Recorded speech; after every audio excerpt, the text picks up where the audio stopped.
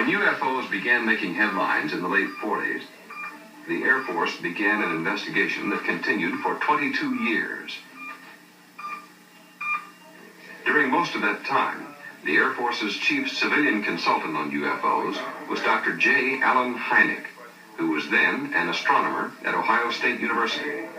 Doctor, out of all the 10,000 odd sightings that the Air Force has investigated, have you any evidence for extraterrestrial spaceships or what have you? None of the evidence that I've examined would indicate any proof at all that we are being visited by extraterrestrials. Dr. Hynek called himself a skeptic during those years. Now, he believes UFOs should have had a higher priority. Had the Air Force really thought the subject was serious, then it would have been certainly under the head of at least a colonel and probably a general.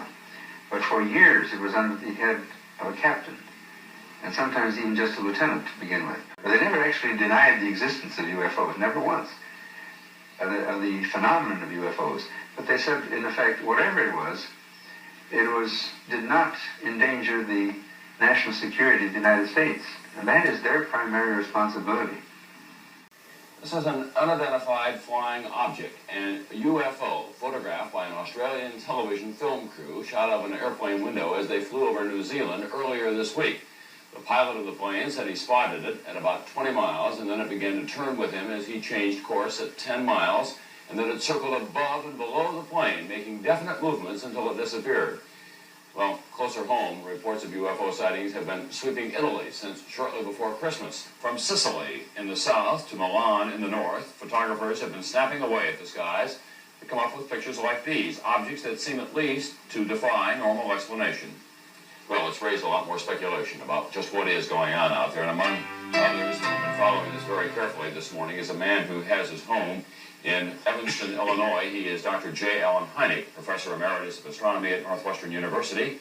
He has been talking with UFO researchers around the world because that's part of his job. He's the director of the UFO Center in Evanston, Illinois. Can you tell us what they're saying, the experts in New Zealand, first of all, about what was spotted down there? Well, we need much more data on that. It's a grand mix-up at the moment. We don't know at the moment, whether some of the shots were of Venus or whether they are something real. If we are to believe what the reports are, the preliminary reports, then it is not Venus. It's because they say the thing went under the plane and around the plane and so forth. But this all calls for some very real research, and no real research has been done. By that I mean funded research, because here we have a subject that has been capturing the interest of millions of people, and yet nothing really is being done about it. Before we get to the research angle, what about the situation in Italy? Oh, that is really wild. I was talking to Florence just yesterday, and last Saturday in Pizzaro, a huge object was reported to have landed right smack in the middle of an army barracks, and it hovered about 2 meters above the ground, and they tell me it cooked the ground underneath it now. And then it's been brought up at in the Italian Congress. Yeah. They're calling for an investigation. The Ministry of Defense is puzzled. They're embarrassed, as a matter of fact, as to what this is all about. Isn't it possible that these are just gaseous formations, which has been one of the explanations often offered for UFOs? Yeah, I'm afraid it goes back to the day when I called the Michigan thing swamp gas, way back there. Right. But that is pretty much out. What about these people who say that they've been abducted by little green men or held hostage for a time, have a close encounter of whatever kind? That's exactly what they say. Yeah. I worked with them quite a bit. They are not lying. They believe it has happened. And as one of the founders of modern sociology said, if people believe something is real, then the effects are real.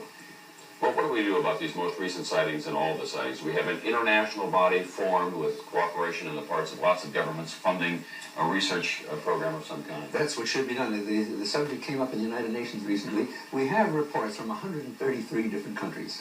And the same pattern exists around the world. It's not just localized in one particular country, you see.